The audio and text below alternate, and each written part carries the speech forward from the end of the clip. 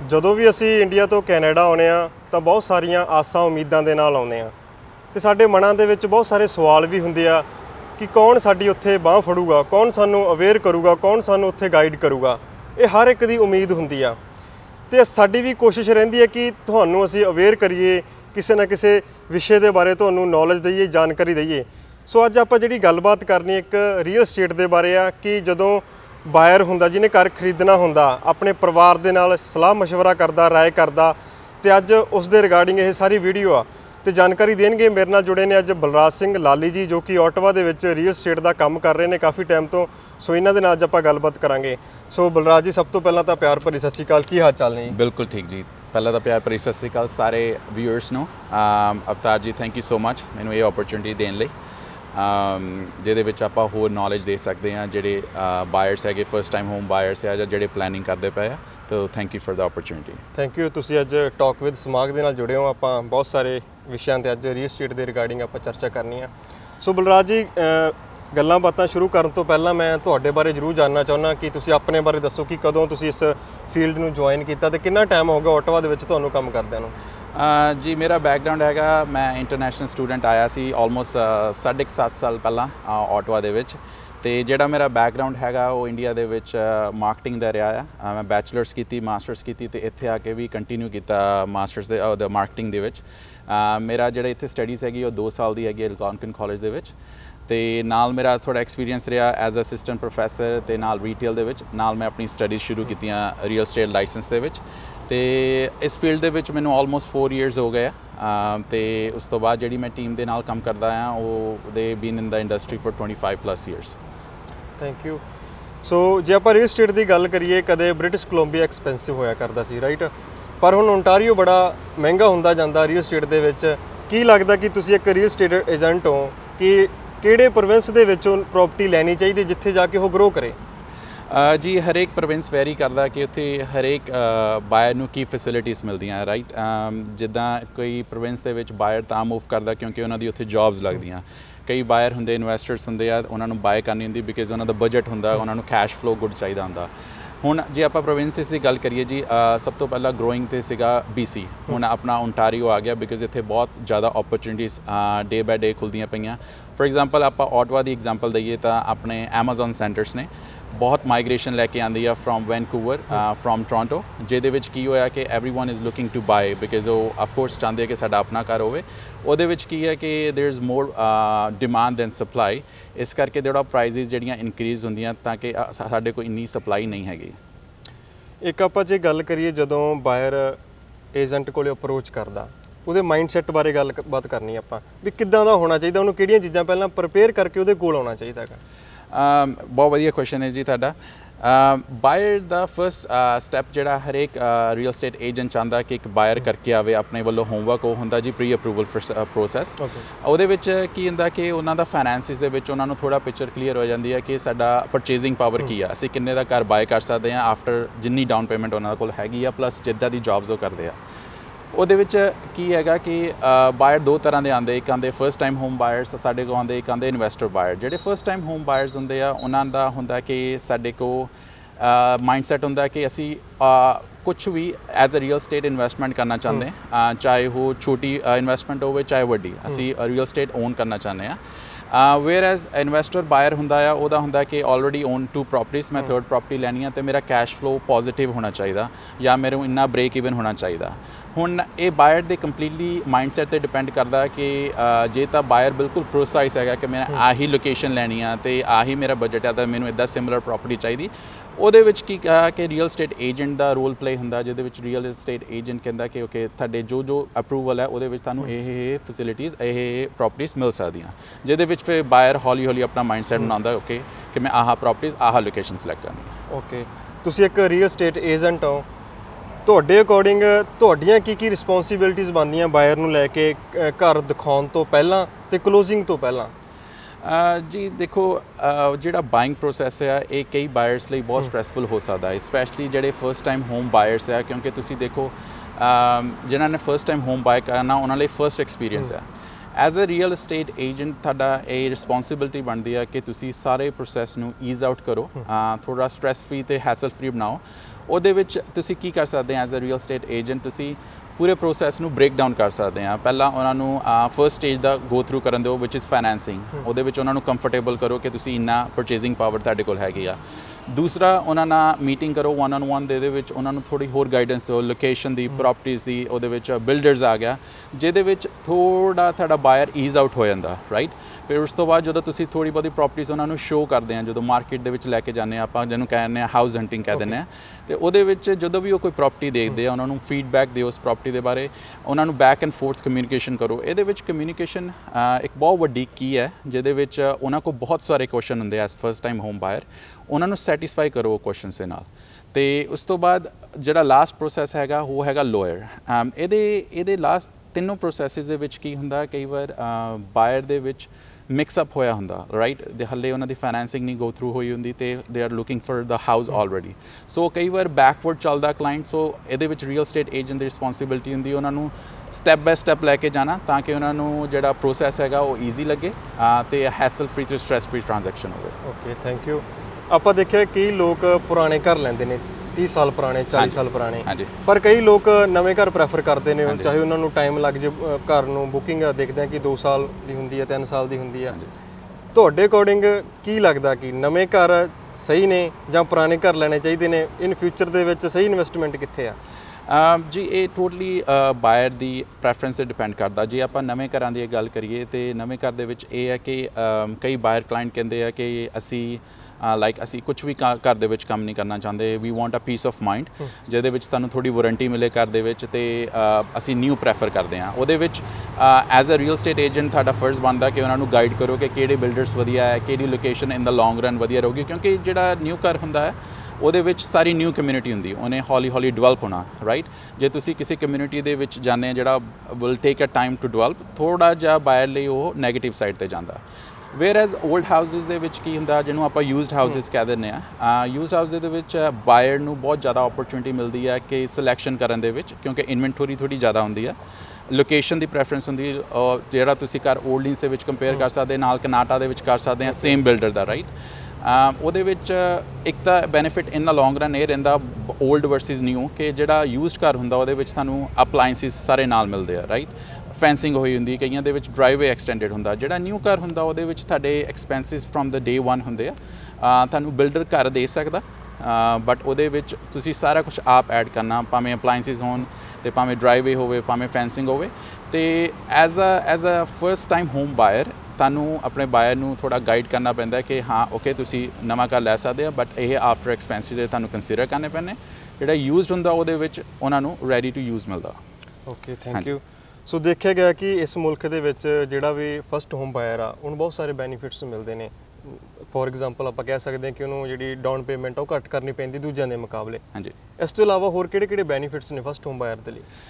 ਜੀ as a first time home buyer ਜਿਹੜਾ ਤੁਹਾਨੂੰ ਸਭ ਤੋਂ ਇੰਪੋਰਟੈਂਟ ਚੀਜ਼ ਕੰਸੀਡਰ ਕਰਦਾ ਹੈਗਾ ਕਿ ਤੁਹਾਡਾ ਸਟੇਟਸ ਕੀ ਆ ਕੰਟਰੀ ਦੇ ਵਿੱਚ। ਜਿਹੜੇ ਰੀਸੈਂਟ ਚੇਂਜਸ ਰੂਲਸ ਆਏ ਆ ਗਵਰਨਮੈਂਟ ਦੇ ਵੱਲੋਂ, ਤੁਹਾਨੂੰ ਪਰਮਾਨੈਂਟ ਰੈਜ਼ੀਡੈਂਟ ਹੋਣਾ ਬਹੁਤ ਜ਼ਰੂਰੀ ਆ ਕੰਟਰੀ ਦਾ, ਤਾਂ ਹੀ ਤੁਹਾਨੂੰ ਇਹ ਬੈਨੀਫਿਟਸ ਮਿਲਦੇ ਆ। ਨਹੀਂ ਤਾਂ ਤੁਹਾਨੂੰ ਟੈਕਸ, ਫੋਰਨ ਟੈਕਸ ਲੱਗਦਾ ਜੇ ਤੁਸੀਂ ਟੈਂਪਰੇਰੀ ਸਟੇਟਸ 'ਤੇ ਹੋ, ਠੀਕ ਹੈ ਜੀ। ਉਹਦੇ ਵਿੱਚ benefits there is ample benefits. ਜੇ ਆਪਾਂ ਕਹੀਏ ਤਾਂ ਪਹਿਲੀ ਗੱਲ ਤਾਂ ਜਦੋਂ ਵੀ ਤੁਸੀਂ ਜਿਹੜੀ ਸੇਵਿੰਗ ਕੀਤੀ ਹੋਈ ਆ, ਜਿਹਨੂੰ ਆਪਾਂ RRSP ਵੀ ਕਹਿ ਦਿੰਦੇ ਆ, ਈਚ ਇੰਡੀਵਿਜੂਅਲ ਅਪ ਟੂ $35,000 ਕਰ ਸਕਦਾ। ਇਹਦੇ ਵਿੱਚ ਤੁਹਾਡਾ ਜਿਹੜਾ ਫਾਈਨੈਂਸ਼ੀਅਲ ਐਡਵਾਈਜ਼ਰ ਆ ਜਾਂ ਮੌਰਗੇਜ ਐਡਵਾਈਜ਼ਰ, ਇਹ ਕੀ ਰੋਲ ਪਲੇ ਕਰਦਾ, ਜਿਹਦੇ ਵਿੱਚ ਉਹ ਤੁਹਾਡੀ ਸਾਰੇ ਫਾਈਨੈਂਸਿਸ ਦੇਖਦਾ ਅਤੇ ਦੱਸਦਾ ਕਿ ਓਕੇ ਤੁਸੀਂ ਇੰਨਾ ਆਪਣਾ RRSP ਯੂਜ਼ ਕਰ ਸਕਦੇ ਆ। ਉਹ ਤੁਸੀਂ ਰੀਪੇ ਕਰਨਾ ਹੁੰਦਾ, ਥੋੜ੍ਹਾ ਸਰਟਨ ਟਾਈਮ ਹੁੰਦਾ ਜਿਹੜਾ ਇਨਫ ਟਾਈਮ ਹੁੰਦਾ ਬਾਇਰ ਲਈ ਪੇ ਕਰਨ ਲਈ। ਉਸ ਤੋਂ ਬਾਅਦ ਤੁਹਾਡਾ ਲੈਂਡ ਟਰਾਂਸਫਰ ਟੈਕਸ, ਜਦੋਂ ਤੁਹਾਡੀ ਕਲੋਜ਼ਿੰਗ ਹੁੰਦੀ ਆ, ਹਰੇਕ ਪ੍ਰੋਪਰਟੀ 'ਤੇ ਇੱਕ ਲੈਂਡ ਟਰਾਂਸਫਰ ਟੈਕਸ ਲੱਗਦਾ, ਉਹਦੀ $4,000 ਰੀਬੇਟ ਮਿਲਦੀ ਹੈ ਫਸਟ ਟਾਈਮ ਹੋਮ ਬਾਇਰ। ਓਕੇ, ਠੀਕ ਹੈ ਜੀ। ਫਿਰ ਉਸ ਤੋਂ ਬਾਅਦ ਇੱਕ ਟੈਕਸੇਸ਼ਨ ਦਾ ਪੁਆਇੰਟ ਆ ਜਾਂਦਾ, ਜੋ ਟੈਕਸ ਫਾਈਲ ਕਰਦੇ ਆ ਉੱਥੇ ਇੱਕ ਟੈਕਸ ਰੀਬੇਟ ਹੁੰਦੀ ਆ, ਉਹ ਤੁਹਾਨੂੰ ਆਲਮੋਸਟ $750 ਤੁਸੀਂ ਕਲੇਮ ਕਰ ਸਕਦੇ as a first time home buyers. ਇਹਦੇ ਵਿੱਚ ਤੁਹਾਡਾ ਅਕਾਊਂਟੈਂਟ ਅਤੇ ਤੁਹਾਡਾ ਫਾਈਨੈਂਸ਼ੀਅਲ ਐਡਵਾਈਜ਼ਰ ਔਰ ਮੌਰਗੇਜ ਐਡਵਾਈਜ਼ਰ ਜਿਹਨੂੰ ਆਪਾਂ ਕਹਿ ਦਿੰਦੇ ਹਾਂ, ਉਹ ਬੜਾ ਕੀ ਰੋਲ ਪਲੇ ਕਰਦਾ, ਜਿਹਦੇ ਵਿੱਚ ਤੁਹਾਡੀ ਫਾਈਨੈਂਸਿਸ ਤੁਹਾਨੂੰ ਉਹ ਕਲੀਅਰ ਕੱਟ ਕਰਦੇ ਹੋ ਕਿ ਤੁਸੀਂ ਆਹ ਫੰਡਸ ਇੱਥੋਂ ਯੂਜ਼ ਕਰ ਸਕਦੇ, ਅਤੇ as a first time home buyer ਤੁਹਾਨੂੰ ਇਹ ਬੈਨੀਫਿਟਸ ਨੇ। ਓਕੇ, ਪ੍ਰੋਪਰਟੀ ਟੈਕਸ ਦੀ ਗੱਲ ਕਰਦੇ ਹਾਂ, ਜਿਹੜੇ ਟੈਕਸ ਨੇ ਦਿਨੋਂ ਦਿਨ ਵੱਧ ਰਹੇ ਨੇ, ਜਿਹੜਾ ਟੈਕਸ ਲੱਗਦਾ ਅਸਲ ਦੇ ਵਿੱਚ ਘਰਾਂ ਦੇ ਉੱਪਰ ਉਹਦੀ ਵੈਲਿਊ ਦੇ ਅਕੋਰਡਿੰਗ ਲੱਗਦਾ ਜਾਂ ਫਿਰ ਏਰੀਆ ਵੀ ਇਫੈਕਟ ਕਰਦਾ ਉਹ ਚੀਜ਼ਾਂ ਨੂੰ? ਬਹੁਤ ਵਧੀਆ ਕੁਐਸਚਨ ਜੀ। ਮੇਰੇ ਕਲਾਇੰਟਸ ਅਕਸਰ ਪੁੱਛਦੇ ਆ ਕਿ ਅਸੀਂ ਜਿੱਦਾਂ ਘਰ 6 ਲੱਖ ਦਾ ਲਿਆ ਜਾਂ 6.5 ਲੱਖ ਦਾ ਲਿਆ ਤੇ ਸਾਡਾ ਪ੍ਰੋਪਰਟੀ ਟੈਕਸ 1% ਜਾਂ 1.5% ਇਹਦਾ ਕਿਉਂ ਨਹੀਂ ਹੈ? ਕਿਉਂਕਿ ਜਿਹੜਾ ਪ੍ਰਾਈਸ ਤੇ ਤੁਸੀਂ ਬਾਏ ਕੀਤਾ ਤੇ ਪਲੱਸ ਜਿਹੜੀ ਸਿਟੀ ਇਵੈਲੂਏਟ ਕਰਦੀ ਆ ਉਹ ਦੋ ਡਿਫਰੈਂਟ ਚੀਜ਼ਾਂ ਨੇ। ਉਹਨੂੰ ਅਸੀਂ ਐਮਪੈਕ ਕਹਿ ਦਿੰਦੇ ਆ, ਠੀਕ ਹੈ ਜੀ। ਐਮਪੈਕ ਦੇ ਵੱਲੋਂ ਉਹਦੀ ਅਸੈਸਮੈਂਟ ਕੀਤੀ ਜਾਂਦੀ ਹੈ ਪ੍ਰੋਪਰਟੀ ਦੀ, ਉਹ ਤੁਸੀਂ ਆਨਲਾਈਨ ਉਹਨਾਂ ਤੋਂ ਲੈ ਸਕਦੇ ਆ ਐਜ਼ ਅ ਬਾਇਰ ਜਾਂ ਤੁਹਾਡਾ ਰੀਅਲ ਸਟੇਟ ਏਜੰਟ ਤੁਹਾਨੂੰ ਦੱਸ ਸਕਦਾ। ਉਸ ਤੋਂ ਬਾਅਦ ਇੱਕ ਰੈਜ਼ੀਡੈਂਸ਼ੀਅਲ ਰੇਟ ਹੁੰਦਾ, ਹਰੇਕ ਪ੍ਰੋਵਿੰਸ ਦੇ ਵਿੱਚ ਹਰੇਕ ਲੋਕੇਸ਼ਨ ਦੇ ਵਿੱਚ ਇੱਕ ਰੈਜ਼ੀਡੈਂਸ਼ੀਅਲ ਰੇਟ ਹੁੰਦਾ। ਜਿਹੜੀ ਐਮਪੈਕ ਦੀ ਅਸੈਸਮੈਂਟ ਆਉਂਦੀ ਹੈ ਹਰੇਕ ਪ੍ਰੋਪਰਟੀ ਦੀ, ਉਹ ਰੇਟ ਦੇ ਨਾਲ ਉਹਨੂੰ ਮਲਟੀਪਲਾਈ ਕਰਕੇ ਤਾਂ ਉਸ ਦੀ ਪ੍ਰੋਪਰਟੀ ਟੈਕਸ ਕੱਢਿਆ ਜਾਂਦਾ। ਹੁਣ ਜਿਹੜਾ ਬਾਇਰਸ ਦਾ ਅੱਗੇ ਕੁਐਸਚਨ ਹੁੰਦਾ ਕਿ ਜੀ ਮੈਂ ਇੱਥੇ ਕਨਾਡਾ 'ਚ ਰਹਿਣਾ, ਮੇਰਾ ਆਹ ਟੈਕਸ ਹੈ ਤੇ ਮੇਰਾ ਬ੍ਰਦਰ ਉੱਥੇ ਰਹਿੰਦਾ, ਉਹਦਾ ਟੈਕਸ ਇੰਨਾ ਡਿਫਰੈਂਸ ਆ। ਇਹ ਹਰੇਕ ਲੋਕੇਸ਼ਨ ਤੇ ਡਿਪੈਂਡ ਕਰਦਾ ਜੀ ਤੁਹਾਨੂੰ ਕੀ ਫੈਸਿਲਿਟੀਜ਼ ਮਿਲਦੀਆਂ। ਮਤਲਬ ਆਪਣੇ ਸ਼ਹਿਰ 'ਚ ਵੀ ਡਿਫਰੈਂਟ ਹੈਗੇ ਨੇ। ਕਨਾਡਾ ਜੇ ਲਿਆ ਕਿਸੇ ਨੇ, ਬਾਹਰ ਹੈਵਨ ਹੋਰ ਟੈਕਸ ਆ, ਉਧਰ ਮੈਨੂਟੇਕ ਚਲੇ ਜਾਓ ਜਾਂ ਉਧਰ ਰਿਚਮੰਡ, ਰਾਈਟ? ਹਾਂਜੀ, ਤੁਸੀਂ ਇਹ ਦੇਖਣਾ ਹੈ ਜੀ ਐਜ਼ ਅ ਬਾਇਰ ਕਿ ਤੁਹਾਨੂੰ ਕੀ ਫੈਸਿਲਿਟੀਜ਼ ਮਿਲਦੀਆਂ ਪਈਆਂ ਤੇ ਸਿਟੀ ਨੇ ਆਪਣੀ ਫੈਸਿਲਿਟੀ ਦੇ ਹਿਸਾਬ ਨਾਲ ਤੁਹਾਨੂੰ ਟੈਕਸ ਚਾਰਜ ਕਰਨਾ। ਇੱਕ ਲੋਕੇਸ਼ਨ ਦੇ ਵਿੱਚ ਜੇ 5 ਸਕੂਲਸ ਹੈਗੇ, 7 ਪਾਰਕਸ ਹੈਗੇ ਆ ਤੇ ਵੇਅਰ ਐਜ਼ ਕਿ ਇੱਕ ਕਮਿਊਨਿਟੀ ਹੈਗੀ ਜਿਹਦੇ ਵਿੱਚ ਇੰਨੀ ਡਿਵੈਲਪਮੈਂਟ ਨਹੀਂ ਹੋਈ, ਉਹਦਾ ਟੈਕਸ ਹਲੇ ਘੱਟ ਹੋਣਾ ਕਿਉਂਕਿ ਸਿਟੀ ਹੌਲੀ ਇੰਪਰੂਵ ਕਰਦੀ ਪਈ ਹੈ। ਵੇਅਰ ਐਜ਼ ਕਈ ਜਿੱਦਾਂ ਬਾਹਰ ਹੈਵਨ ਦੇ ਵਿੱਚ ਕਮਿਊਨਿਟੀਜ਼ ਹੈਗੀਆਂ ਜਿਹੜੀਆਂ ਆਲਰੇਡੀ ਡਿਵੈਲਪਡ ਹੈਗੀਆਂ, ਉਹਨਾਂ ਦਾ ਟੈਕਸ ਹਾਇਰ ਹੋਊਗਾ ਕਿਉਂਕਿ ਉੱਥੇ ਦੇ ਰੈਜ਼ੀਡੈਂਟ ਨੂੰ ਜ਼ਿਆਦਾ ਫੈਸਿਲਿਟੀਜ਼ ਮਿਲਦੀਆਂ। ਤਾਂ ਇਸ ਕਰਕੇ ਇਹ ਬਜਟ ਤੇ ਵੀ ਡਿਪੈਂਡ ਕਰਦਾ ਸਿਟੀ ਦਾ ਕੀ ਬਜਟ ਆ, ਉਸ ਹਿਸਾਬ ਨਾਲ ਹਰੇਕ ਪ੍ਰੋਪਰਟੀ ਦੀ ਅਸੈਸਮੈਂਟ ਕੀਤੀ ਜਾਂਦੀ ਹੈ ਅਪਡੇਟਸ ਦੇ ਹਿਸਾਬ ਨਾਲ, ਫਿਰ ਉਸ ਤੋਂ ਬਾਅਦ ਪ੍ਰੋਪਰਟੀ ਟੈਕਸ ਕੈਲਕੂਲੇਟ ਕੀਤਾ। ਤੁਹਾਡੇ ਅਕੋਰਡਿੰਗ ਆਪਣੇ ਸ਼ਹਿਰ ਦੇ ਵਿੱਚ ਐਵਰੇਜ ਕੀ ਚੱਲ ਰਹੀ ਹੈ ਟੈਕਸ ਦੀ, ਕਿੰਨੇ ਕੁ ਪਰਸੈਂਟੇਜ? ਡਿਪੈਂਡ ਕਰਦਾ ਜੀ ਲੋਕੇਸ਼ਨ ਤੇ, ਬਟ ਟਾਊਨ ਹੋਮਸ ਜਿਹੜੇ ਐਵਰੇਜ ਕਰਦੇ ਆ $3,500 ਟੂ ਅਰਾਊਂਡ $5,000 ਕਰਦੇ ਆ ਪਰ ਈਅਰ ਜੀ। ਡਿਪੈਂਡ ਕਰਦਾ ਤੁਹਾਡੀ ਲੋਕੇਸ਼ਨ ਕੀ ਆ ਤੇ ਉੱਥੇ ਤੁਹਾਨੂੰ ਕੀ ਫੈਸਿਲਿਟੀਜ਼ ਮਿਲ ਰਹੀਆਂ। ਕਈ ਟਾਊਨ ਹੋਮਸ ਦੀ ਘੱਟ ਵੀ ਹੈਗੀ ਆ ਬਟ ਉਹਨਾਂ ਦਾ ਸਾਈਜ਼ ਡਿਪੈਂਡ ਕਰਦਾ ਕਿ ਪ੍ਰੋਪਰਟੀ ਵੈਲਿਊ ਕਿੱਥੇ ਤੱਕ ਆਉਂਦੀ ਹੈ ਤੇ ਉਹਨਾਂ ਦਾ ਥੋੜਾ ਪ੍ਰੋਪਰਟੀ ਟੈਕਸ ਲੋ ਵੀ ਆਉਂਦਾ। ਹਾਂਜੀ ਲਾਲੀ ਜੀ, ਆਪਾਂ ਸਟੇਜਿੰਗ ਦੇ ਬਾਰੇ ਗੱਲਬਾਤ ਕਰਦੇ ਹਾਂ। ਦੇਖਿਆ ਗਿਆ ਕਿ ਸੋਸ਼ਲ ਮੀਡੀਆ ਤੇ ਅਕਸਰ ਵੀਡੀਓ ਦੇਖਦੇ ਆ, ਰੀਅਲ ਸਟੇਟ ਏਜੰਟਾਂ ਦੇ ਵੱਲੋਂ ਘਰ ਦੇ ਬਾਹਰ ਖੜ ਕੇ ਵੀਡੀਓ ਸ਼ੂਟ ਕੀਤੀ ਜਾਂਦੀ ਆ, ਅੰਦਰ ਲੈ ਕੇ ਜਾਂਦੇ ਨੇ ਕੈਮਰੇ ਨੂੰ ਤੇ ਦਿਖਾਉਂਦੇ ਨੇ ਕਿ ਹਰ ਇੱਕ ਜਿਹੜਾ ਸਾਜੋ ਸਮਾਨ ਆ ਬੜੇ ਇੱਕ ਵਧੀਆ ਤਰੀਕੇ ਦੇ ਨਾਲ ਹਰ ਇੱਕ ਕਾਰਨਰ ਤੇ ਲੱਗਾ ਹੁੰਦਾ, ਜਿੱਥੇ ਉਹਦੀ ਜਗ੍ਹਾ ਹੁੰਦੀ ਉੱਥੇ ਲਾਇਆ ਜਾਂਦਾ ਹੈਗਾ। ਇਹ ਕਿਵੇਂ ਹੁੰਦਾ ਸਭ ਕੁਝ? ਇਹ ਜੀ ਸਟੇਜਿੰਗ ਦੇ ਵਿੱਚ ਆਪਾਂ ਦੋਨਾਂ ਦਾ ਕੰਪੈਰੀਜ਼ਨ ਕਰਦੇ ਆ। ਇਹ ਬੜਾ ਵਧੀਆ ਕੁਐਸਚਨ ਹੈ ਜੀ ਤੁਹਾਡੇ ਵੱਲੋਂ। ਇਹ ਨਵਾਂ ਘਰ ਤੇ ਪੁਰਾਣੇ ਘਰ ਦੇ ਵਿੱਚ ਸਟੇਜਿੰਗ ਕਿਸ ਹਿਸਾਬ ਨਾਲ ਕੀਤੀ ਜਾਂਦੀ ਹੈ? ਨਵਾਂ ਘਰ ਜਿਹੜਾ ਬਿਲਡਰ ਦੇ ਥਰੂ ਮਿਲਦਾ ਬਾਇਰਸ ਨੂੰ, ਜਿਹੜਾ ਇਹਦੇ ਵਿੱਚ ਰੀਅਲ ਸਟੇਟ ਏਜੰਟ ਦਾ ਬੜਾ ਵੱਡਾ ਰੋਲ ਆਉਂਦਾ ਹੈ ਕਿ ਜਦੋਂ ਤੁਸੀਂ ਨਵਾਂ ਘਰ ਦਿਖਾਉਣ ਜਾਂਦੇ ਆ ਆਪਣੇ ਕਲਾਇੰਟ ਨੂੰ, ਉਹਦੇ ਵਿੱਚ ਤੁਸੀਂ ਉਹਨਾਂ ਨੂੰ ਦੱਸਣਾ ਹੁੰਦਾ ਕਿ ਜਿਹੜਾ ਘਰ ਹੈ ਇਹ ਅਪਗ੍ਰੇਡਡ ਹੈਗਾ, ਇਹਦੇ ਵਿੱਚ ਸਾਰਾ ਕੁਝ ਐਜ਼ ਇਟ ਇਜ਼ ਨਹੀਂ ਮਿਲਣਾ ਜਦੋਂ ਤੁਸੀਂ ਘਰ ਬਾਏ ਕਰਨਾ। ਕਿਉਂਕਿ ਮਤਲਬ ਆਪਾਂ ਕਹਿ ਸਕਦੇ ਹਾਂ ਕਿ ਸ਼ੋ ਪੀਸ ਦੀ ਤਰ੍ਹਾਂ ਕਈ ਚੀਜ਼ਾਂ ਲਾਉਣੀਆਂ ਪੈਂਦੀਆਂ ਨੇ। ਹਾਂਜੀ, ਕਿਉਂਕਿ ਜੀ ਤੁਸੀਂ ਚਾਹੇ ਇੱਕ ਸੈਲਰ ਏਜੰਟ ਹੋਗੇ ਜਾਂ ਤੁਹਾਡਾ ਬਿਲਡਰ ਦਾ ਕੰਮ ਹੈਗਾ, ਤੁਹਾਨੂੰ ਉਹ ਪ੍ਰਾਪਰਟੀ ਇਸ ਹਿਸਾਬ ਨਾਲ ਪ੍ਰੈਜ਼ੈਂਟ ਕਰਨੀ ਪੈਂਦੀ ਹੈ ਕਿ ਤੁਹਾਡੇ ਬਾਇਰ ਕਲਾਇੰਟ ਨੂੰ ਵਧੀਆ ਲੱਗੇ। ਇਸ ਕਰਕੇ ਜਿਹੜੇ ਨਵੇਂ ਘਰ ਦੇ ਵਿੱਚ ਹੈਗੇ ਉਹ ਕਈ ਤਰ੍ਹਾਂ ਦੇ ਅਪਗ੍ਰੇਡ ਕਰਦੇ, ਜਿੱਦਾਂ ਕਾਰਪੇਟ ਦੀ ਜਗ੍ਹਾ ਹਾਰਡਵੁੱਡ ਫਲੋਰ ਪਾ ਦਿੰਦੇ ਆ, ਜਾਂ ਸੀਲਿੰਗ ਉਹਨਾਂ ਨੇ ਥੋੜੀ ਉੱਤੇ ਕਰਤੀ, ਜਾਂ ਉਹਨਾਂ ਨੇ ਬੇਸਮੈਂਟ ਫਿਨਿਸ਼ ਕਰਤੀ। ਇਹਦੇ ਵਿੱਚ ਤੁਹਾਨੂੰ ਪੂਰਾ ਹੋਮਵਰਕ ਕਰਨਾ ਪੈਂਦਾ ਆਪਣਾ ਜਾਣ ਤੋਂ ਪਹਿਲਾਂ ਬਿਲਡਰ ਨਾਲ ਗੱਲ ਕਰਕੇ ਕਿ ਇਹ ਬੇਸਿਕਸ ਕੀ ਹੈਗੇ, ਤਾਂ ਕਿ ਤੁਸੀਂ ਆਪਣੇ ਬਾਇਰ ਕਲਾਇੰਟ ਨੂੰ ਉਹ ਗਾਈਡ ਕਰ ਸਕੋ ਕਿ ਇਹ ਤੁਹਾਨੂੰ ਬੇਸਿਕ ਮਿਲਣੇ, ਇਸ ਤੋਂ ਬਾਅਦ ਜੋ ਵੀ ਹੈਗਾ ਤੁਹਾਡਾ ਐਡੀਸ਼ਨਲ ਖਰਚਾ ਹੈਗਾ ਤੇ ਤੁਹਾਡੇ ਐਡੀਸ਼ਨਲ ਅਪਗ੍ਰੇਡਸ ਹੈਗੇ।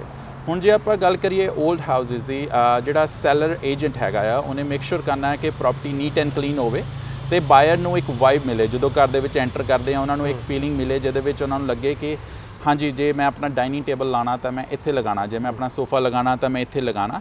ਉਹ ਇੱਕ ਸਟੇਜਿੰਗ ਦਾ ਬਹੁਤ ਜ਼ਰੂਰੀ ਹੈਗੀ from seller point of view, from buyer point of view, ਕਿਉਂਕਿ ਜੇ ਪ੍ਰੋਪਰਟੀ ਕੋਈ ਵੀ ਮੈਸੀ ਹੋਵੇ ਜਾਂ ਕੁਝ ਵੀ ਹੈਗਾ, ਬਾਇਰ ਅਨਕੰਫਰਟੇਬਲ ਹੋ ਜਾਂਦਾ, ਪਲੱਸ ਤੁਹਾਨੂੰ ਵੀ ਆਪਣਾ ਪ੍ਰੋਪਰ ਪ੍ਰੈਜ਼ੈਂਟ ਕਰਨ ਦੀ ਪ੍ਰੋਪਰ ਉਹ ਨਹੀਂ ਮਿਲਦੀ, ਓਪਰਚੁਨਿਟੀ ਨਹੀਂ ਮਿਲਦੀ। ਇਸ ਕਰਕੇ staging is very important, but at the same time ਤੁਹਾਨੂੰ ਇਹ ਗਾਈਡ ਕਰਨ ਦਾ ਬਹੁਤ ਜ਼ਰੂਰੀ ਹੈ ਆਪਣੇ ਬਾਇਰ ਨੂੰ ਕਿ ਇਹ ਸਿਰਫ ਟੈਂਪਰੇਰੀ ਚੀਜ਼ ਲੱਗੀ ਹੋਈ ਆ, ਇਹ ਆਪਾਂ ਨੂੰ ਜਦੋਂ ਆਫਟਰ ਗੈਟਿੰਗ ਦਾ ਕੀ ਆਪਾਂ ਨੂੰ ਨਹੀਂ ਮਿਲਣੀ ਜਾਂ ਕਿਹੜੀਆਂ ਚੀਜ਼ਾਂ ਇਨਕਲੂਡਡ ਆ ਉਹ ਉਹਨਾਂ ਨੂੰ ਦੱਸਣਾ ਬਹੁਤ ਜ਼ਰੂਰੀ ਹੈ। ਓਕੇ, ਆਫਰ ਦੀ ਗੱਲ ਕਰਦੇ ਆ। ਸਪੋਜ਼ ਕਰੋ ਬਾਇਰ ਨੂੰ ਘਰ ਪਸੰਦ ਆ ਗਿਆ, ਉਹ ਘਰ ਇਹੀ ਘਰ ਲੈਣਾ ਚਾਹੁੰਦਾ, ਪਰ ਉਹ ਕਹਿੰਦਾ ਕਿ ਹੋਲਡ ਰੱਖੋ ਮੇਰੇ ਵਾਸਤੇ, ਰਾਈਟ? ਕੀ ਲੱਗਦਾ ਕਿ ਉਹਨੂੰ ਹੋਲਡ ਕਰਨ ਦੇ ਲਈ ਕਿੰਨੀ ਜਿਹੜੀ ਪੇਮੈਂਟ ਆ ਉਹ ਐਡਵਾਂਸ 'ਚ ਦੇਣੀ ਪਊਗੀ, ਤੇ ਇਸ ਸੰਬੰਧੀ ਸਾਨੂੰ ਦੱਸੋ ਅੱਜ। ਜੀ ਜਿਹੜੇ ਆਫਰ ਹੁੰਦੇ ਆ ਉਹ ਦੋ ਤਰ੍ਹਾਂ ਦੇ ਹੁੰਦੇ ਆ। ਇੱਕ ਆਫਰ ਹੁੰਦਾ ਕੰਡੀਸ਼ਨਲ ਆਫਰ ਹੁੰਦਾ, ਇੱਕ ਹੁੰਦਾ ਅਨਕੰਡੀਸ਼ਨਲ ਆਫਰ, ਠੀਕ ਹੈ ਜੀ। ਚਲੋ ਅਨਕੰਡੀਸ਼ਨਲ ਆਫਰ ਦੀ ਪਹਿਲਾਂ ਗੱਲ ਕਰ ਲਈਏ। ਅਨਕੰਡੀਸ਼ਨਲ ਆਫਰ ਬੜਾ ਸਟ੍ਰੇਟ ਫਾਰਵਰਡ ਹੁੰਦਾ। ਉਹਦੇ ਵਿੱਚ ਆਪਾਂ ਕਹਿੰਦੇ ਆ ਕਿ ਇਹ ਸਾਨੂੰ ਕੋਈ ਵੀ ਸਾਡੀ ਕੰਡੀਸ਼ਨ ਨਹੀਂ ਹੈਗੀ, ਅਸੀਂ ਤੁਹਾਨੂੰ ਇੰਨਾ ਪਰਚੇਸ ਪ੍ਰਾਈਸ ਆਫਰ ਕਰਦੇ ਹਾਂ, ਠੀਕ ਹੈ, ਸਾਡਾ ਇੰਨਾ ਡਿਪੋਜ਼ਿਟ ਹੈਗਾ ਡਿਪੋਜ਼ਿਟ ਅਸੀਂ ਦੇ ਦਾਂਗੇ 24 ਘੰਟੇ ਦੇ ਵਿੱਚ, ਠੀਕ ਹੈ ਜੀ। ਓਕੇ। ਉਹਦੇ ਵਿੱਚ ਕੀ ਹੁੰਦਾ ਕਿ ਜੇ ਮੰਨ ਲਓ 1 ਜਾਂ 2 ਆਫਰ ਆਏ ਹੋਣ ਪ੍ਰਾਪਰਟੀ ਦੇ, ਤੇ ਉਹ ਸਿਰਫ ਕਲਾਇੰਟ ਜਿਹੜਾ ਸੈਲਰ ਕਲਾਇੰਟ ਹੈ ਆਪਣੇ ਏਜੰਟ ਨਾਲ ਕੰਪੇਅਰ ਕਰਦਾ ਕਿ ਕਿਹੜੀ ਪ੍ਰਾਈਸ ਗੁੱਡ ਹੈਗੀ ਆ, ਉਹਨੂੰ ਐਕਸੈਪਟ ਕਰ ਲੈਂਦੇ। ਵਿਦਿਨ 24 ਆਵਰਸ ਤੁਹਾਨੂੰ ਉਹ ਡਿਪੋਜ਼ਿਟ ਦੇਣਾ ਪੈਂਦਾ, ਚਾਹੇ ਉਹ ਡਿਪੋਜ਼ਿਟ ਤੁਹਾਡੇ ਅਕੋਰਡਿੰਗ ਮਿਨੀਮਮ ਕਿੰਨਾ ਕੁ ਰੱਖਣਾ ਚਾਹੀਦਾ? ਜੀ ਐਵਰੇਜ 10,000 ਵੀ ਚੱਲਦਾ ਆ, 5,000 ਵੀ ਮਿਨੀਮਮ ਤੁਸੀਂ ਕਰ ਸਕਦੇ ਆ, but depending on the price of the property. ਇਹ ਜਿਹੜਾ ਡਿਪੋਜ਼ਿਟ ਹੈ ਜਸਟ ਗਿਵ ਯੂ, ਜਿਹੜਾ ਸੈਲਰ ਹੁੰਦਾ ਉਹਨੂੰ ਥੋੜਾ ਸਿਕਿਉਰਿਟੀ ਦਿੰਦਾ ਕਿ ਫਾਈਨੈਂਸ਼ਲੀ ਜਿਹੜਾ ਬਾਇਰ ਗੁੱਡ ਹੈਗਾ। ਜਿਹੜਾ ਅਨਕੰਡੀਸ਼ਨਲ ਆਫਰ ਹੁੰਦਾ, ਇੱਕ ਵਾਰੀ ਤੁਸੀਂ ਡਿਪੋਜ਼ਿਟ ਦੇ ਦਿੰਦੇ ਆ, ਉਹਦਾ ਸਟੇਟਸ ਚੇਂਜ ਹੋ ਜਾਂਦਾ ਪ੍ਰਾਪਰਟੀ ਦਾ, ਉਹਦਾ ਨਾਮ ਉਹਦਾ ਐਕਟਿਵ ਤੋਂ ਸੋਲਡ ਲਿਖਿਆ ਆ ਜਾਂਦਾ, ਠੀਕ ਹੈ। ਉਹ ਫਰਮ ਡੀਲ ਹੁੰਦੀ ਹੈ, ਫਰਮ ਕਲੋਜ਼ਿੰਗ ਜਿਹਨੂੰ ਆਪਾਂ ਕਹਿ ਦਿੰਦੇ ਆ। ਉਹਦੇ ਵਿੱਚ ਕੀ ਹੁੰਦਾ ਕਿ ਜੇ ਤੁਹਾਡੀ ਕਲੋਜ਼ਿੰਗ ਦੇ ਵਿੱਚ ਕੋਈ ਇਸ਼ੂ ਆਉਂਦਾ ਫਾਈਨੈਂਸਿੰਗ ਦਾ, ਉਹ ਤੁਹਾਡੀ ਕੋਈ ਵੀ ਕੰਡੀਸ਼ਨਲ ਆਫਰ ਨਹੀਂ ਪਾਇਆ ਸੀ, ਇਸ ਕਰਕੇ ਤੁਹਾਨੂੰ ਉਹ ਪ੍ਰਾਪਰਟੀ ਆਕਿਊਪਾਈ ਕਰਨੀ ਪੈਂਦੀ। ਜੇ ਇਨ ਕੇਸ ਕਲੋਜ਼ਿੰਗ ਵੇਲੇ ਕੋਈ ਇਸ਼ੂ ਆਉਂਦਾ ਹੈ ਤੇ ਤੁਹਾਨੂੰ ਆਪਣੇ ਲਾਇਰ ਨੂੰ ਇਨਵੋਲਵ ਕਰਨਾ ਪੈਂਦਾ। ਜਿਹੜਾ ਕੰਡੀਸ਼ਨਲ ਆਫਰ ਹੁੰਦਾ ਉਹਦੇ ਵਿੱਚ ਕੀ ਹੁੰਦਾ, ਕਈ ਤਰ੍ਹਾਂ ਦੀ ਕੰਡੀਸ਼ਨ ਹੁੰਦੀਆਂ, ਪਰ ਜਿਹੜੀਆਂ ਮੋਸਟ ਕਾਮਨ ਹੈਗੀਆਂ ਆਪਾਂ ਉਹ ਡਿਸਕਸ ਕਰ ਲੈਂਦੇ। ਜਿੱਦਾਂ ਫਾਈਨੈਂਸਿੰਗ ਦੀ ਹੋ ਗਈ, ਇੰਸਪੈਕਸ਼ਨ ਦੀ ਹੋ ਗਈ। ਫਾਈਨੈਂਸਿੰਗ ਦੇ ਵਿੱਚ ਇਫ ਕੋਈ ਬਾਇਰ client not 100% sure about the financing, ਜਾਂ ਉਹਨਾਂ ਨੇ ਥੋੜਾ ਆਫਰ ਥੋੜਾ ਹਾਇਰ ਲੈਵਲ ਤੇ ਪਾਇਆ ਜਿੰਨੇ ਉਹ ਅਪਰੂਵ ਹੋਏ ਸੀ, ਉਹਦੇ ਵਿੱਚ ਕੀ ਹੈ ਤੁਸੀਂ ਫਾਈਨੈਂਸਿੰਗ ਦੀ ਕੰਡੀਸ਼ਨ ਲੈ ਸਕਦੇ ਆਪਣੇ ਕਲਾਇੰਟ ਲਈ। ਉਹ 'ਚ 5 ਤੋਂ 7 ਬਿਜ਼ਨਸ ਡੇਜ਼ ਹੁੰਦੇ ਆ, ਉਹਦੇ ਵਿੱਚ ਤੁਹਾਨੂੰ ਉਹ ਕੰਡੀਸ਼ਨ ਫੁੱਲਫਿਲ ਕਰਨੀ ਹੁੰਦੀ। ਫਿਰ ਉਸ ਤੋਂ ਬਾਅਦ ਦੂਜੀ ਹੁੰਦੀ ਇੰਸਪੈਕਸ਼ਨ ਦੀ। ਜਿਹੜੇ ਕਈ ਬਾਇਰਸ ਕਹਿੰਦੇ ਆ ਕਿ ਸਾਨੂੰ ਇੰਸਪੈਕਸ਼ਨ ਚਾਹੀਦੀ ਹੈ ਪ੍ਰਾਪਰਟੀ ਦੀ, ਤੇ ਉੱਥੇ ਇੰਸਪੈਕਸ਼ਨ ਦੀ ਕੰਡੀਸ਼ਨ ਵੀ ਪੈਂਦੀ ਹੈ। ਤੇ ਇਹ ਡਿਫਰੈਂਸ ਹੈਗਾ ਕੰਡੀਸ਼ਨਲ ਤੇ ਅਨਕੰਡੀਸ਼ਨਲ ਆਫਰ ਦਾ। ਤੁਸੀਂ ਇੰਸਪੈਕਸ਼ਨ ਦੀ ਗੱਲ ਕਰਕੇ ਹਟੇ ਹੋ, ਹੁਣ ਕੀ ਲੱਗਦਾ ਕਿ ਇੱਕ ਏਜੰਟ ਹੋਣ ਦੇ ਨਾਤੇ ਤੁਹਾਡੀਆਂ ਕੀ ਰਿਸਪੌਂਸਿਬਿਲਟੀ ਨੇ ਇੰਸਪੈਕਸ਼ਨ ਨੂੰ ਲੈ ਕੇ, ਕਿ ਬਾਇਰ ਨੂੰ ਤੁਹਾਨੂੰ ਦੱਸਣਾ ਚਾਹੀਦਾ ਕਿ ਤੁਸੀਂ ਆਪਣੀ ਜਿਹੜੀ ਪ੍ਰਾਪਰਟੀ ਆ ਇੰਸਪੈਕਸ਼ਨ ਕਰਾਓ? ਜੀ ਜਦੋਂ ਵੀ ਅਸੀਂ ਪ੍ਰਾਪਰਟੀ ਦੇਖਣ ਜਾਂਦੇ ਆ, ਅਸੀਂ ਕੋਈ ਵੀ ਕਾਸਮੈਟਿਕ ਚੀਜ਼ਸ ਜਿੱਦਾਂ ਕਿ ਪੇਂਟ ਹੋ ਗਿਆ ਜਾਂ ਇਦਾਂ ਦਾ ਕੋਈ ਫਿਕਸਚਰ ਹੋ ਗਿਆ, ਜਿੱਦਾਂ ਲਾਈਟ ਲੱਗੀ, ਅਸੀਂ ਉਹਦੇ ਨਾਲੋਂ ਮਕੈਨੀਕਲ ਚੀਜ਼ਾਂ ਵੱਲ ਜ਼ਿਆਦਾ ਧਿਆਨ ਦਿੰਦੇ ਆ, ਜਿਹਦੇ ਵਿੱਚ ਬਾਇਰ ਕਲਾਇੰਟ ਨੂੰ ਲੌਂਗ ਰਨ ਦੇ ਵਿੱਚ ਕੋਈ ਪ੍ਰੋਬਲਮ ਨਾ ਆਵੇ। ਪ੍ਰਾਪਰਟੀਜ਼ ਵੇਰੀ ਕਰਦੀਆਂ, ਕਈ ਪ੍ਰਾਪਰਟੀਜ਼ ਜਿੱਦਾਂ 80s 70s ਦੇ ਵਿੱਚ ਹੈਗਾ, ਕੋਈ ਡਿਫਰੈਂਟ ਲੋਕੇਸ਼ਨ ਹੈਗਾ, ਜਾਂ ਬੇਸਮੈਂਟ ਦੇ ਵਿੱਚ ਤੁਹਾਨੂੰ ਥੋੜਾ ਲੱਗਦਾ ਕਿ ਡੈਂਪਨੈਸ ਹੈਗੀ, ਉਹਦੇ ਵਿੱਚ ਤੁਸੀਂ ਆਪਣੇ ਕਲਾਇੰਟ ਨੂੰ ਕਹਿ ਸਕਦੇ। ਜੇ ਤੁਹਾਡਾ ਕਲਾਇੰਟ ਕਹੇ ਕਿ ਯਾਰ ਮੈਂ ਥੋੜਾ ਸੈਟੀਸਫਾਈ ਨਹੀਂ ਹੈਗਾ ਜਾਂ ਮੈਨੂੰ ਲੱਗਦਾ, ਫਿਰ ਤੁਸੀਂ ਗਾਈਡ ਕਰ ਸਕਦੇ ਕਿ ਓਕੇ ਆਪਣੇ ਕੋਈ ਇੱਕ ਆਪਸ਼ਨ ਹੈਗੀ ਹੈ ਇੰਸਪੈਕਸ਼ਨ ਕਰਾਉਣ ਦੀ ਵੀ। ਉਹਦੇ ਵਿੱਚ ਤੁਸੀਂ ਜਾਂ ਤਾਂ ਬਾਇਰ ਕਲਾਇੰਟ ਨੂੰ ਥੋੜੇ ਕੰਟੈਕਟਸ ਦੇ ਸਕਦੇ ਆ, ਜਿਹੜੇ ਤੁਹਾਨੂੰ ਕੰਟੈਕਟਸ ਜਾਣਦੇ ਹੈਗੇ ਕਿ ਆਹ ਇੰਸਪੈਕਟਰਸ ਹੈਗੇ, ਤੁਸੀਂ ਜਾ ਸਕਦੇ ਆ। ਤੇ ਉਹਦੇ ਵਿੱਚ ਜਿਹੜਾ ਇੰਸਪੈਕਟਰ ਹੈ ਉਹ ਟਾਈਮ ਲੈਂਦੇ ਆਪਣਾ 3 to 5 ਆਵਰਸ, ਉਹ ਫੁੱਲ ਪ੍ਰੋਪਰਟੀ ਇੰਸਪੈਕਟ ਕਰਦੇ। ਉਸ ਤੋਂ ਬਾਅਦ ਇੰਸਪੈਕਸ਼ਨ ਦੀ ਰਿਪੋਰਟ ਦਿੰਦੇ ਬਾਇਰ ਨੂੰ। ਉਹਦੇ ਵਿੱਚ ਵੀ ਟਾਈਮ ਪੀਰੀਅਡ ਹੁੰਦਾ ਕੰਡੀਸ਼ਨਲ ਆਫਰ ਦੇ ਵਿੱਚ ਕਿ ਉਨੇ ਟਾਈਮ ਪੀਰੀਅਡ ਦੇ ਵਿੱਚ ਅਸੀਂ ਇੰਸਪੈਕਸ਼ਨ ਕਰਾਉਣੀ ਆ। ਉਹਦੇ ਵਿੱਚ ਸਾਰਾ ਡੀਟੇਲ ਲਿਖਿਆ ਹੁੰਦਾ ਕਿ ਕਿਹੜੀ ਇਸ਼ੂਜ਼ ਹੈਗੇ ਘਰ ਦੇ ਵਿੱਚ ਤੇ ਉਹ ਕਿੱਦਾਂ ਫਿਕਸ ਕੀਤੇ ਜਾ ਸਕਦੇ। ਉਸ ਤੋਂ ਬਾਅਦ ਬਾਇਰ ਦਾ ਡਿਸੀਜਨ ਹੁੰਦਾ ਆਪਣੇ ਏਜੰਟ ਦੇ ਨਾਲ ਕਿ ਉਹਨੇ ਪ੍ਰਾਪਰਟੀ ਨਾਲ ਪ੍ਰੋਸੀਡ ਕਰਨਾ ਕਿ ਨਹੀਂ ਕਰਨਾ। ਫਿਰ ਉਸ ਤੋਂ ਬਾਅਦ ਅਸੀਂ ਉਹ ਕੰਡੀਸ਼ਨ ਵੇਵ ਆਫ ਕਰਦੇ ਹਾਂ ਜਾਂ ਉਹ ਆਫਰ ਗੋ ਥਰੂ ਨਹੀਂ ਹੁੰਦਾ। Okay, thank you. ਆਪਾਂ ਦੇਖਿਆ ਗਿਆ ਕਿ ਬਾਇਰ ਆ ਜਿਹੜਾ ਇੱਕ ਏਜੰਟ ਤੋਂ ਕਈ ਵਾਰ ਖੁਸ਼ ਨਹੀਂ ਹੁੰਦਾ। ਹਾਂਜੀ, ਉਹ 2-4 ਥਾਵਾਂ ਤੇ ਹੋਰ ਵੀ ਜਾਂਦਾ, ਉਹਨਾਂ ਨਾਲ ਵੀ ਗੱਲਬਾਤ ਕਰਦਾ ਕਿ ਮੈਨੂੰ ਇਸ ਲੋਕੇਸ਼ਨ ਤੇ ਘਰ ਚਾਹੀਦੇ ਨੇ, ਮੈਨੂੰ ਇੱਥੇ ਚਾਹੀਦੇ ਨੇ। ਤੁਹਾਡੇ ਅਕੋਰਡਿੰਗ ਕੀ ਲੱਗਦਾ ਕਿ ਇੱਕ ਬਾਇਰ ਕਿੰਨੇ ਏਜੰਟਾਂ ਦੇ ਨਾਲ ਕੰਮ ਕਰ ਸਕਦਾ? ਅਵਤਾਰ ਜੀ, ਸਾਡੇ ਜਿਹੜੀ ਫੀਲਡ ਹੈਗੀ ਰੀਅਲ ਸਟੇਟ ਦੀ ਜਾਂ ਮੌਰਗੇਜਸ ਦੀ, ਬੜੀ ਇੰਟਰਸਟਿੰਗ ਫੀਲਡ ਹੈ ਕਿ we only get paid once closing ਹੁੰਦੀ ਆ ਜਾਂ ਡੀਲ ਗੋ ਥਰੂ ਹੁੰਦੀ ਹੈ ਨਾ। ਇਸ ਕਰਕੇ it's very important for the ਬਾਇਰ, ਜਿਹੜਾ ਅਸੀਂ ਅੱਗੇ ਵੀ ਗੱਲ ਕੀਤੀ ਕਿ ਤੁਸੀਂ ਇੰਟਰਵਿਊ ਕਰ ਸਕਦੇ ਆ 3 to 4 ਏਜੰਟਸ ਜਾਂ ਕਿਸੇ ਵੀ ਦੇ ਨਾਲ, but by end of the day do a commitment with one agent ਤੇ ਉਹਦੀ ਪ੍ਰੋਫੈਸ਼ਨਲਿਜ਼ਮ ਤੇ ਉਹਦੇ ਐਕਸਪੀਰੀਅੰਸ ਤੇ ਥੋੜਾ ਜਿਹਾ ਯਕੀਨ ਰੱਖੋ ਕਿ ਤੁਹਾਨੂੰ ਉਹ ਗਾਈਡ ਕਰੂਗਾ। ਹੁਣ ਇਹਦੇ ਵਿੱਚ ਕਈ ਤਰ੍ਹਾਂ ਦੇ ਐਗਰੀਮੈਂਟ ਹੁੰਦੇ ਆ, ਜਿੱਦਾਂ ਇੱਕ ਹੁੰਦਾ ਬਾਇਰਸ ਐਗਰੀਮੈਂਟ, ਜਿਹਦੇ ਵਿੱਚ ਇੱਕ ਪਰਟੀਕੂਲਰ ਟਾਈਮ ਪੀਰੀਅਡ ਨਾਲ ਤੁਸੀਂ ਬੌਂਡ ਹੁੰਦੇ ਆ ਉਸ ਏਜੰਟ ਦੇ ਨਾਲ। Can be 2 months, can be 3 months, right. ਜੇ ਤੁਸੀਂ ਸੈਟੀਸਫਾਈਡ ਨਹੀਂ ਹੈਗੇ ਉਹਦੇ ਨਾਲ, ਤੁਸੀਂ ਕਹਿ ਸਕਦੇ ਆ ਕਿ ਮੈਂ ਮੇਰਾ ਬਾਇਰ ਐਗਰੀਮੈਂਟ ਤੋਂ ਕਲਾਇੰਟ ਐਗਰੀਮੈਂਟ ਕਰਦੇ, ਜੇ ਤੁਸੀਂ ਸਟਿਲ ਉਹਨੂੰ ਓਪਰਚੁਨਿਟੀ ਦੇਣਾ ਚਾਹੁੰਦੇ। ਜਿਹੜਾ ਕਲਾਇੰਟ ਐਗਰੀਮੈਂਟ ਹੁੰਦਾ ਉਹ ਕਸਟਮਰ ਸਰਵਿਸ ਐਗਰੀਮੈਂਟ ਹੁੰਦਾ। ਉਹਦੇ ਵਿੱਚ ਇਹ ਹੁੰਦਾ ਕਿ ਤੁਸੀਂ ਟਾਈਮ ਬੌਂਡ ਨਹੀਂ ਹੈਗੇ, ਉਹ ਪ੍ਰੋਪਰਟੀ ਬਾਏ ਪ੍ਰੋਪਰਟੀ ਚੱਲਦਾ, ਰਾਈਟ। ਜਿਹੜਾ ਬਾਇਰ ਐਗਰੀਮੈਂਟ ਆ ਉਹ ਥਰੂ ਆਊਟ ਦੇ ਵਿੱਚ ਤੁਸੀਂ ਉਹਦੇ ਨਾਲ ਹੀ ਹੁੰਦੇ ਆ, ਤੁਸੀਂ ਹੋਰ ਕਿਸੇ ਏਜੰਟ ਨਾਲ ਨਹੀਂ ਕੰਮ ਕਰ ਸਕਦੇ। ਤੁਸੀਂ ਜੇ ਤੁਹਾਨੂੰ ਕੋਈ ਰੈਫਰਲ ਮਿਲਿਆ, ਕਈ ਵਾਰ ਤੁਸੀਂ ਬਾਇਰ ਐਗਰੀਮੈਂਟ ਨਹੀਂ ਸਾਈਨ ਕਰਦੇ ਐਜ਼ ਅ ਟਰਸਟ, ਬਟ ਇਹ ਟਰਸਟ ਬਾਇਰ ਤੇ ਹੁੰਦਾ ਕਿ ਬਾਇਰ ਆਫ ਕੋਰਸ ਤੁਹਾਡੇ ਨਾਲ ਹੀ ਕੰਮ ਕਰ ਰਿਹਾ, ਕਿਸੇ ਹੋਰ ਨਾਲ ਨਹੀਂ ਕਰ ਰਿਹਾ। ਇਹਦੇ ਵਿੱਚ ਜੇ ਤੁਸੀਂ ਮਲਟੀਪਲ ਨਾਲ ਕਰਨ ਦੀ ਕੋਸ਼ਿਸ਼ ਕਰਦੇ, ਇਹਦੇ ਵਿੱਚ ਕੀ ਹੁੰਦਾ ਕਿ ਤੁਸੀਂ ਇੱਕ ਬੜੇ ਸਿਚੁਏਸ਼ਨ ਦੇ ਵਿੱਚ ਆਏ ਨੇ, ਕਨਫਿਊਜ਼ ਸਿਚੁਏਸ਼ਨ ਦੇ, ਬਾਈ ਐਂਡ ਆਫ ਦ ਡੇ ਤੁਸੀਂ ਰੋਂਗ ਡਿਸੀਜਨ ਵੀ ਲੈ ਸਕਦੇ ਹੋ। ਤੇ ਇਸ ਕਰਕੇ ਅਸੀਂ ਇਹੀ ਗਾਈਡ ਕਰਦੇ ਹੁੰਦੇ ਹਾਂ ਕੋਈ ਵੀ ਕਲਾਇੰਟ ਆਵੇ ਕਿ ਪਿਕ ਵਨ ਐਂਡ ਵਰਕ, ਉਹਨਾਂ ਨਾਲ ਵਰਕ ਕਰੋ। ਜੇ ਸੈਟੀਸਫਾਈ ਨਹੀਂ ਹੈਗੇ ਆ ਤੇ go for the another one. Okay, ਤੁਸੀਂ ਐਗਰੀਮੈਂਟ ਦੀ ਗੱਲ ਕੀਤੀ ਆਪਾਂ ਕਿ ਕਿੰਨੇ ਹਰ ਇੱਕ ਦੇ ਨਾਲ ਕੰਮ ਕਰ ਸਕਦਾ। ਸਪੋਜ਼ ਕਰੋ ਕਿ ਤੁਹਾਡੇ ਨਾਲ ਕੋਈ ਬਾਇਰ ਆਇਆ, ਐਗਰੀਮੈਂਟ ਸਾਈਨ ਹੋਇਆ, ਰਾਈਟ, ਪਰ ਉਹ ਖੁਸ਼ ਨਹੀਂ ਹੈਗਾ ਗਾ। ਹਾਂਜੀ। ਉਹਨੂੰ ਲੱਗਦਾ ਕਿ ਸਰਵਿਸਾਂ ਤੋਂ ਖੁਸ਼ ਨਹੀਂ ਹੈਗਾ ਉਹ, ਉਹਨੂੰ ਲੱਗਦਾ ਕਿ ਸ਼ਾਇਦ ਇਹ ਮੇਰਾ ਕੋਈ ਫਾਇਦਾ ਨਹੀਂ ਕਰਾਊਗਾ। ਉਹ ਜਿਹੜਾ ਐਗਰੀਮੈਂਟ ਹੋਇਆ ਹੁੰਦਾ ਉਹ ਟਰਮੀਨੇਟ ਫਿਰ ਕਿੱਦਾਂ ਹੁੰਦਾ? ਇਹਦੇ ਵਿੱਚ ਜੀ ਜਿਹੜਾ ਬਾਇਰ ਆ ਉਹਨੂੰ ਜਾਂ ਕਲਾਇੰਟ ਹੈ ਉਹਨੂੰ ਬੜੀ ਓਨੈਸਟ ਫੀਡਬੈਕ ਦੇਣੀ ਚਾਹੀਦੀ ਹੈ ਆਪਣੇ ਏਜੰਟ ਨੂੰ। ਇੱਕ ਲਾਸਟ ਚਾਂਸ ਦੇਣਾ ਚਾਹੀਦਾ, okay we are not satisfied ਕਿ ਆਹ ਅਸੀਂ ਚੀਜ਼ਾਂ ਚਾਹੁੰਦੇ ਹਾਂ ਕਿ ਸਾਡੇ ਟ੍ਰਾਂਜੈਕਸ਼ਨ ਦੇ ਵਿੱਚ ਹੋਵੇ ਕਿ ਸਾਨੂੰ ਨਹੀਂ ਮਿਲਦੀਆਂ ਪਈਆਂ। ਉਹਦੇ ਵਿੱਚ you can in a professional way request ਕਿ ਸਾਡਾ ਜਿਹੜਾ ਐਗਰੀਮੈਂਟ ਹੈ ਤੁਸੀਂ ਟਰਮੀਨੇਟ ਕਰ ਦਿਓ, we don't want longer work with you. Because ਜਿਹੜਾ ਐਗਰੀਮੈਂਟ ਹੁੰਦਾ ਇੱਕ ਤਰ੍ਹਾਂ ਨਾਲ ਤੁਸੀਂ ਏਜੰਟ ਤੇ ਉਹਦੀ ਬ੍ਰੋਕਰੇਜ ਦੇ ਨਾਲ ਕਰਦੇ ਆ, ਰਾਈਟ। ਫਿਰ ਜਦੋਂ ਟਰਮੀਨੇਸ਼ਨ ਹੁੰਦੀ ਆ ਤੁਹਾਨੂੰ ਉਹ ਡਾਕੂਮੈਂਟੇਸ਼ਨ ਵੀ ਪ੍ਰੋਪਰ ਲੈਣੀ ਪੈਂਦੀ ਹੈ ਕਿ ਅਸੀਂ ਹੁਣ ਤੁਹਾਡੇ ਨਾਲ ਨਹੀਂ ਕੰਮ ਕਰਨਾ।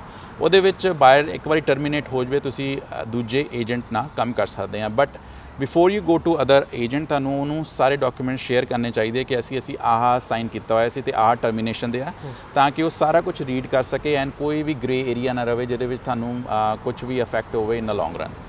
ਹਾਂਜੀ, ਥੈਂਕ ਯੂ। ਆਪਾਂ ਇੰਸ਼ੋਰੈਂਸ ਦੀ ਗੱਲ ਕਰਦੇ ਹਾਂ, ਬਹੁਤ ਸਾਰੀਆਂ ਇੰਸ਼ੋਰੈਂਸ ਹੁੰਦੀਆਂ ਜਦੋਂ ਆਪਾਂ ਘਰ ਲੈਂਦੇ ਹਾਂ। ਮੌਰਗੇਜ ਇੰਸ਼ੋਰੈਂਸ ਵੀ ਲੈਣੀ ਪੈਂਦੀ ਆ, ਹੋਲ ਲਾਈਫ ਇੰਸ਼ੋਰੈਂਸ ਵੀ ਲੈਣੀ ਪੈਂਦੀ ਸਾਨੂੰ। ਤੁਸੀਂ ਕੀ ਰਿਕਮੈਂਡ ਕਰਦੇ ਹੋ, ਕਿਹੜੀਆਂ ਇੰਸ਼ੋਰੈਂਸਾਂ ਬੈਸਟ ਨੇ? ਜੀ ਇਹ ਕੁਐਸਚਨ ਵੈਸੇ ਤਾਂ ਇੱਕ ਇੰਸ਼ੋਰੈਂਸ ਏਜੰਟ ਨਾਲ ਤੁਸੀਂ ਗੱਲ ਕਰੋਗੇ they will give you more detail information, but ਅਸੀਂ ਆਪਣੇ ਏਜੰਟਸ ਨੂੰ ਕਲਾਇੰਟਸ ਨੂੰ ਸਟਿਲ ਗਾਈਡ ਕਰਦੇ ਹਾਂ ਇਹਦੇ ਥਰੂ। ਮੋਸਟਲੀ ਜਿਹੜੀਆਂ 3 ਚੀਜ਼ਾਂ ਉਹ ਕੰਪੇਅਰ ਕਰਦੇ ਆ। ਪਹਿਲਾ ਹੁੰਦਾ ਪ੍ਰੋਪਰਟੀ ਇੰਸ਼ੋਰੈਂਸ। ਪ੍ਰੋਪਰਟੀ ਇੰਸ਼ੋਰੈਂਸ ਦੇ ਵਿੱਚ ਮੋਸਟਲੀ ਉਹ ਚਾਹੁੰਦੇ ਆ ਕਿ ਜੇ ਕੱਲ੍ਹ ਨੂੰ ਕੁਝ ਵੀ ਹੋਵੇ ਇੰਸ਼ੋਰੈਂਸ ਉਹਨਾਂ ਨੂੰ ਬੈਕ ਕਰੇ, ਜਿਹਦੇ ਚਾਹੇ ਫਾਇਰ ਇੰਸ਼ੋਰੈਂਸ ਹੋਵੇ, ਚਾਹੇ ਥੈਫਟ ਦਾ ਹੋਵੇ, ਜਾਂ ਕੋਈ ਲੀਕੇਜ ਹੋ ਗਈ, ਕੋਈ ਸੀਵਰੇਜ ਹੋ ਗਈ, ਰਾਈਟ। ਉਹਦੇ ਵਿੱਚ ਤੁਸੀਂ ਆਪਣੇ ਬਾਇਰ ਨੂੰ ਪ੍ਰੋਪਰਲੀ ਗਾਈਡ ਕਰ ਸਕਦੇ ਆ ਬਿਕਾਜ਼ ਤੁਹਾਨੂੰ ਪ੍ਰੋਪਰਟੀ ਦੇ ਬਾਰੇ ਪਤਾ, ਤੁਹਾਨੂੰ ਪਤਾ ਕਿ ਕਿੰਨੇ ਕੁ ਡੈਮੇਜਸ ਹੋ ਸਕਦੇ ਆ। ਉਸ ਤੋਂ ਬਾਅਦ ਆ ਗਈ ਮੌਰਗੇਜ ਇੰਸ਼ੋਰੈਂਸ। ਇਹਦੇ ਵਿੱਚ ਜਿਹੜਾ ਮੌਰਗੇਜ ਐਡਵਾਈਜ਼ਰ ਆ, ਫਾਈਨੈਂਸ਼ੀਅਲ ਐਡਵਾਈਜ਼ਰ ਆ, ਇਹਦਾ ਰੂਲ ਬੜਾ ਕੀ ਹੈਗਾ ਕਿ ਉਹ ਉਹਨਾਂ ਨੂੰ ਦੱਸਦਾ ਕਿ in case you lose your job ਜਾਂ ਕਿਸੇ ਨੂੰ ਅਨਸਰਟਨਟੀ ਆ ਜਾਂਦੀ ਲਾਈਫ ਦੇ ਵਿੱਚ, ਰਾਈਟ, ਕਿ ਤੁਹਾਡੀ ਮੌਰਗੇਜ ਕਿੱਦਾਂ ਪੇ ਕਰੂਗੀ ਤੁਹਾਡੀ ਇੰਸ਼ੋਰੈਂਸ। ਤਾਂ ਇਸ ਕਰਕੇ ਉਹਨਾਂ ਨੂੰ ਆਪਣੇ ਏਜੰਟ ਨੂੰ ਜ਼ਰੂਰ ਪੁੱਛਣਾ ਚਾਹੀਦਾ। ਤੇ ਐਂਡ ਵਿੱਚ ਆ ਗਿਆ ਲਾਈਫ ਇੰਸ਼ੋਰੈਂਸ। ਇਹ ਲਾਈਫ ਇੰਸ਼ੋਰੈਂਸ ਹੋਲ ਹੁੰਦੀ ਆ ਜਾਂ ਟਰਮ ਵੀ ਕਹਿ ਸਕਦੇ ਆਪਾਂ, ਇਹ ਇੰਟਰਲਿੰਕਡ ਹੁੰਦੀ ਆ।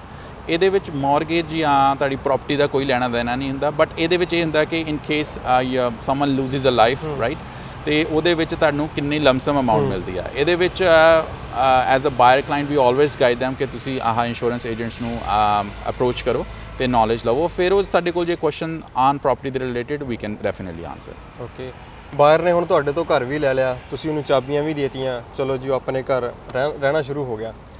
ਉਸ ਤੋਂ ਬਾਅਦ ਰਿਲੇਸ਼ਨ ਕਿੱਦਾਂ ਦਾ ਹੋਣਾ ਚਾਹੀਦਾ ਇੱਕ ਬਾਇਰ ਦਾ ਤੇ ਇੱਕ ਏਜੰਟ ਦਾ? ਅਵਤਾਰ ਜੀ, ਐਜ਼ ਪਰ ਮਾਈ ਐਕਸਪੀਰੀਅੰਸ ਤੁਹਾਡਾ ਰਿਲੇਸ਼ਨ ਬਾਇਰ ਨਾਲ ਐਕਚੁਅਲੀ ਉਦੋਂ ਸ਼ੁਰੂ ਹੁੰਦਾ ਜਦੋਂ ਘਰ ਦੀ ਕਲੋਜ਼ਿੰਗ ਹੁੰਦੀ ਆ।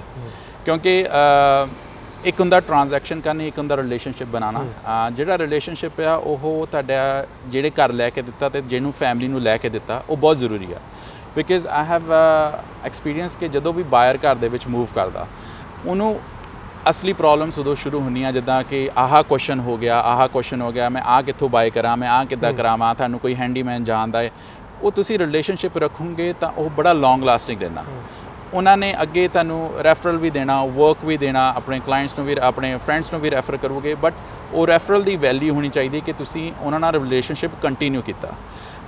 ਮੇਰੇ ਕਈ ਕਲਾਇੰਟਸ ਹੈਗੇ ਜਿਹੜਾ ਨੂੰ ਮੈਂ ਪ੍ਰਾਪਰਟੀ ਲੈ ਕੇ ਦਿੱਤੀ, ਕਾਫੀ ਸਾਲ ਹੋ ਗਏ, ਸਟਿਲ ਇਨ ਟੱਚ ਹੈਗੇ, ਸਟਿਲ ਉਹਨਾਂ ਕੋਲ ਕੁਐਸਚਨ ਹੁੰਦੇ ਆ ਕਿ ਅਸੀਂ ਆਹ ਕਿੱਦਾਂ ਕਰੀਏ ਜਾਂ ਉਹ ਕਿੱਦਾਂ ਕਰੀਏ।